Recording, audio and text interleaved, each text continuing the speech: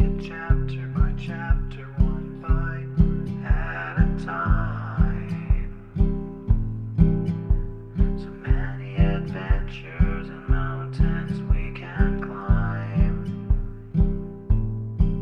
Take it word for word, line by line, one bite at a time.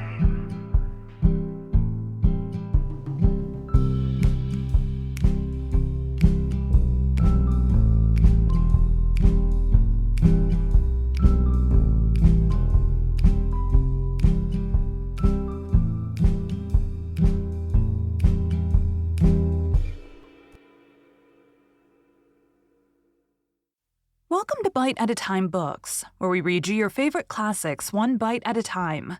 My name is Bree Carlisle, and I love to read, and wanted to share my passion with listeners like you. If you want to know what's coming next and vote on upcoming books, sign up for our newsletter at biteatatimebooks.com.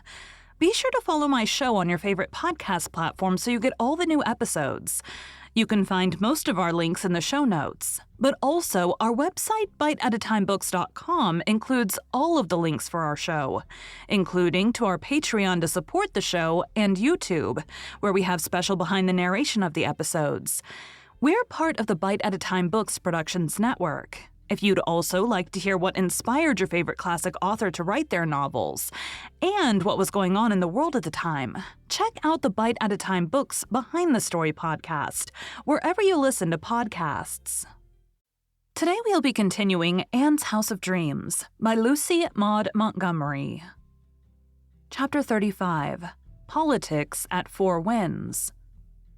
When Anne came downstairs again, the island, as well as all Canada, was in the throes of a campaign preceding a general election. Gilbert, who was an ardent conservative, found himself caught in the vortex, being much in demand for speech-making at the various county rallies. Miss Cornelia did not approve of his mixing up in politics and told Anne so. "Dr. Dave never did it. Dr. Blythe will find he's making a mistake, believe me. Politics is something no decent man should meddle with." "Is the government of the country to be left solely to the rogues, then?" asked Anne. "Yes, so long as it's conservative rogues," said Miss Cornelia, marching off with the honors of war. "Men and politicians are all tarred with the same brush. The Grits have it laid on thicker than the Conservatives, that's all. Considerably thicker. But Grit or Tory, my advice to Dr. Blythe is to steer clear of politics. First thing you know, he'll be running an election himself and going off to Ottawa for half the year and leaving his practice to go to the dogs." "Oh, well, let's not borrow trouble," said Anne. "The rate of interest is too high. Instead, let's look at little Jim. It should be spelled with a G. Isn't he perfectly beautiful? Just see the dimples in his elbows. We'll bring him up to be a good conservative. You and I, Miss Cornelia." "Bring him up to be a good man," said Miss Cornelia. "They're scarce and valuable. Though, mind you, I wouldn't like to see him a Grit. As for the election, you and I may be thankful we don't live over harbor. The air there is blue these days. Every Elliott and Crawford and McAllister's on the warpath loaded for bear. This side is peaceful and calm, seeing there's so few men. Captain Jim's a Grit, but in my opinion he's ashamed of it, for he never talks politics. There isn't any earthly doubt that the Conservatives will be returned with a big majority again." Miss Cornelia was mistaken. On the morning after the election, Captain Jim dropped in at the little house to tell the news. So virulent is the microbe of party politics, even in a peaceable old man, that Captain Jim's cheeks were flushed, and his eyes were flashing with all his old-time fire. "Mistress Blythe, the Liberals are in with a sweeping majority. After 18 years of Tory mismanagement, this downtrodden country is going to have a chance at last." "I never heard you make such a bitter partisan speech before, Captain Jim. I didn't think you had so much political venom in you," laughed Anne, who was not so much excited over the tidings. Little Jim had said "wowga" that morning. What were principalities and powers, the rise and fall of dynasties, the overthrow of Grit or Tory compared with that miraculous occurrence? "It's been accumulating for a long while," said Captain Jim with a deprecating smile. "I thought I was only a moderate Grit, but when the news came that we were in, I found out how gritty I really was." You know, the doctor and I are conservatives. Well, it's the only bad thing I know of either of you, Mistress Blythe. Cornelia's a Tory, too. I called in on my way from the Glen to tell her the news. Didn't you know you took your life in your hands? Yes, but I couldn't resist the temptation. How did she take it? Comparatively calm, Mistress Blythe. Comparatively calm. She says she? Well, Providence sends seasons of humiliation to a country, same as to individuals. You Grits have been cold and hungry for many a year. Make haste to get warmed and fed, for you won't be in long. Well now, Cornelia, I says, maybe Providence thinks Canada needs a real long spell of humiliation.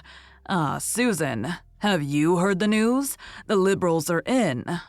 Susan had just come in from the kitchen, attended by the odor of delectable dishes which always seemed to hover around her. "Now, are they?" she said, with beautiful unconcern.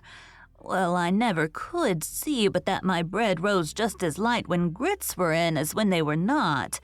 And if any party, Mrs. Doctor dear, will make it rain before the week is out, and save our kitchen garden from entire ruination, that is the party Susan will vote for. In the meantime, will you just step out and give me your opinion on the meat for dinner? I'm fearing that it is very tough, and I think that we had better change our butcher as well as our government." One evening a week later, Anne walked down to the point to see if she could get some fresh fish from Captain Jim, leaving little Jem for the first time. It was quite a tragedy. Suppose he cried. Suppose Susan did not know just exactly what to do for him. Susan was calm and serene. "I've had as much experience with him as you, Mrs. Doctor dear. Have I not?" "Yes, with him, but not with other babies. Why, I looked after 3 pairs of twins when I was a child, Susan. When they cried, I gave them peppermint or castor oil quite coolly. It's quite curious now to recall how lightly I took all those babies and their woes." "Oh, well, if little Jim cries, I will just clap a hot water bag on his little stomach," said Susan. "Not too hot, you know," said Anne anxiously.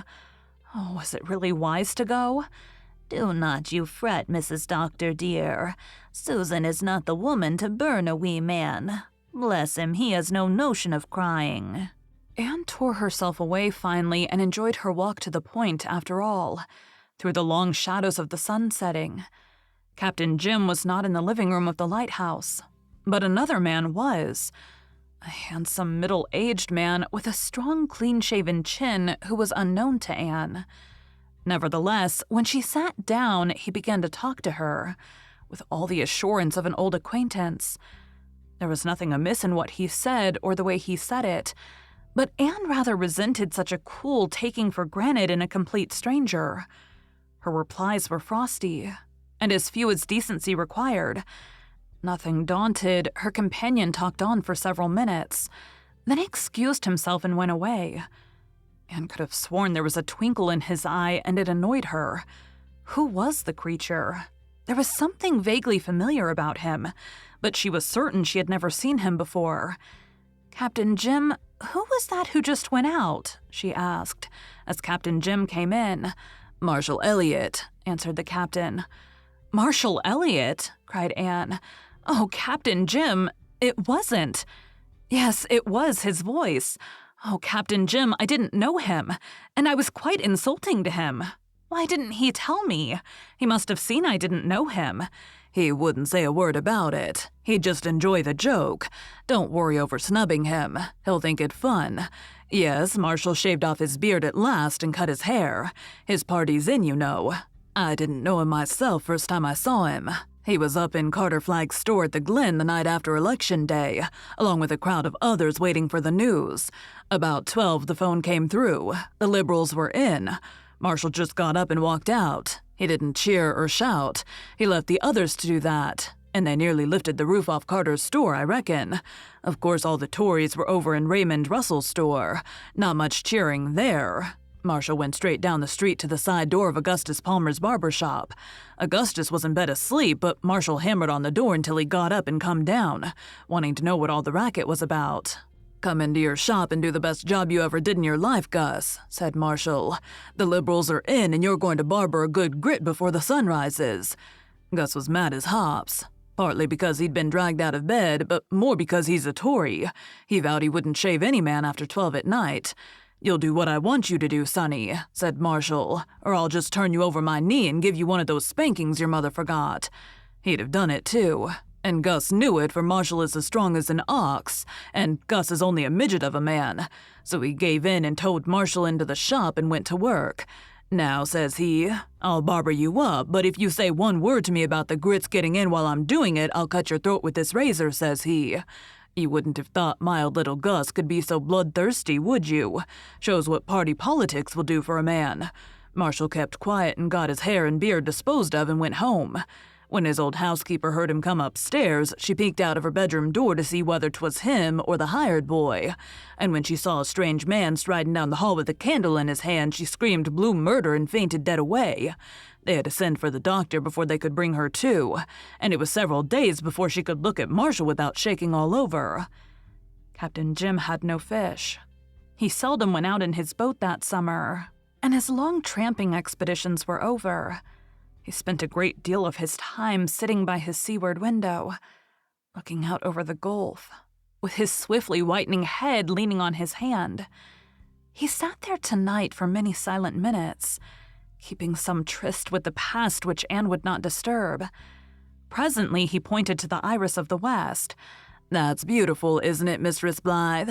But I wish you could have seen the sunrise this morning. It was a wonderful thing. Wonderful. I've seen all kinds of sunrises come over that gulf. I've been all over the world, Mistress Blythe, and take it all in all, I've never seen a finer sight than a summer sunrise over the Gulf. A man can't pick his time for dying, Mistress Blythe. Just gotta go when the great captain gives his sailing orders. But if I could, I'd go out when the morning comes across that water. I've watched it many a time and thought what a thing it would be to pass out through that great white glory to whatever was waiting beyond, on a sea that ain't mapped out on any earthly chart. I think, Mistress Blythe, that I'd find lost Margaret there." Captain Jim had often talked to Anne of lost Margaret since he had told her the old story.